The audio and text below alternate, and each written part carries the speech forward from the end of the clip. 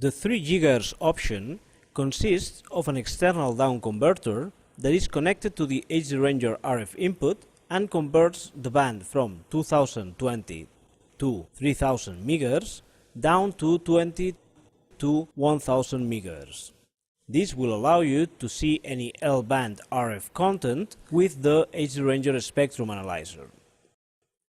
First of all, we will connect the CB223 to the HD Ranger's RF input and set up the meter by long pressing the folder button or preferences menu button, going to the measures tab and enabling the terrestrial downlink option.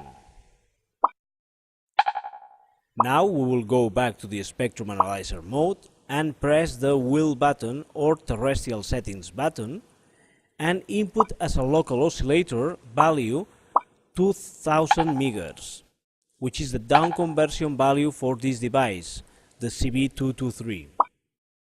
We need to activate as well the supply voltage to 12 volts.